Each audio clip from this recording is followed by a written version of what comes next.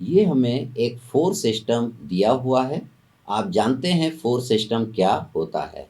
Force system होता है if two और more than two forces are acting on a body they form force system.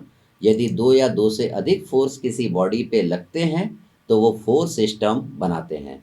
हमें क्या करना है? हमें इस फोर्स सिस्टम का रिजल्टेंट निकालना है। हमें वो सिंगल फोर्स निकालना है जो कि इस बॉडी पे वही इफ़ेक्ट डाले जो कि ये सारे फोर्सेस मिलके डाल रहे हैं। तो हमें क्या करना पड़ेगा?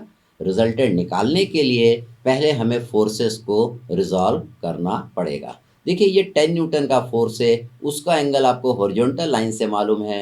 20 न्यूटन के फोर्स का एंगल वर्टिकल लाइन से मालूम है। इसी तरह 30 न्यूटन वाले फोर्स का एंगल हॉरिजॉन्टल लाइन से मालूम है और 40 न्यूटन वाले फोर्स का एंगल वर्टिकल लाइन से मालूम है। तो हम इस 10 न्यूटन वाले फोर्स को रिजॉल्व कर देते हैं।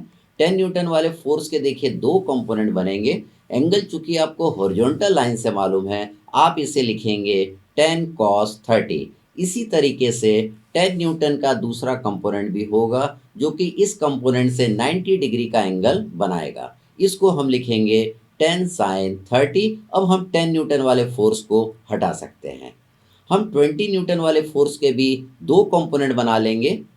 20 न्यूटन वाले फोर्स का एंगल हमें वर्टिकल लाइन से मालूम है, इसलिए हम वर्टिकल वाले कंपोनेंट को कॉस लिखेंगे। इसको हम लिखेंगे 20 cos 60 और 20 का देखिए मैंने दूसरा कंपोनेंट बनाया है perpendicular to the given component, इसको हम लिखेंगे 20 sin 60। अब हम 20 न्यूटन वाले फोर्स को भी हटा देंगे।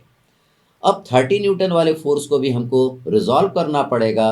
30 वाले का एंगल हमको मालूम है हॉरिजॉन्टल लाइन से।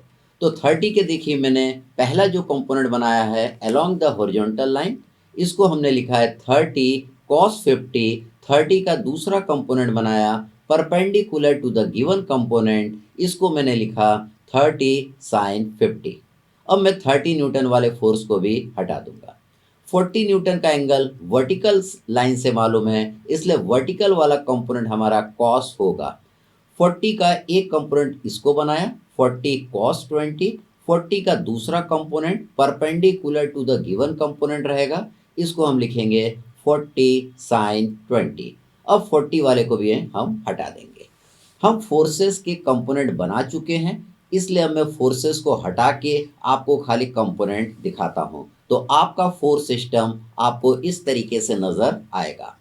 इनका अब हमको एल्जेब्रिक सम करना पड़ेगा। तो पहले मैं हॉरिजॉन्टल कंपोनेंट का एल्जेब्रिक सम करूंगा, उसके लिए मैं खाली हॉरिजॉन्टल फोर्सेस को देखूंगा। ये देखिए आपको हॉरिजॉन्टल फोर्सेस नज़र आ रहे हैं। हम साइन कन्वेंशन अपना जानते हैं, जितने भी फोर्स इस डायरेक्शन में लगते हैं उनको हम पॉजिटिव लेते हैं, जितने भी फोर्स इस डायरेक्शन में लगते हैं उनको हम नेगेटिव लेते हैं।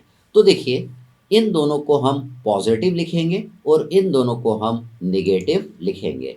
तो हॉरिजॉन्टल कंपोनेंट का एल्जेब्रिक सम आपका आ जाएगा 10 cos 30 plus 20 sin 60 minus 30 cos 50 minus 40 sin 20।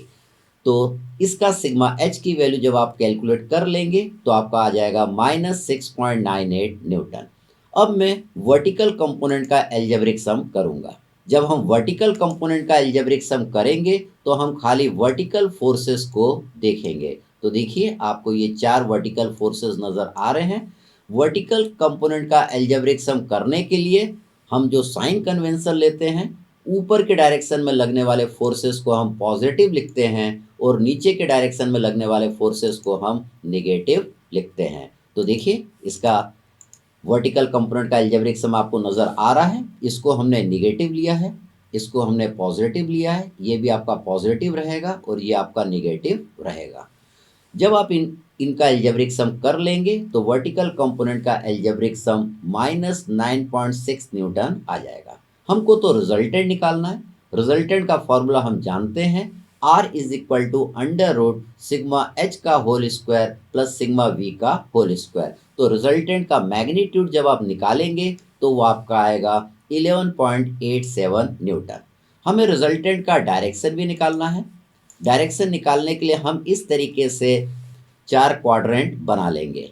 आपको देखिए सिग्मा एच की वैल्यू निगेटिव नज़र आ रही है, तो सिग्मा एच आप इस तरीके से यहाँ पे निगेटिव डायरेक्शन में बना लेंगे। सिग्मा वी भी आपका निगेटिव है, तो वर्टिकल कंपोनेंट का एल्जेब्रिक सम नीचे की ओर लगेगा। ये आपने लिखा है 9.6 न्यूटन।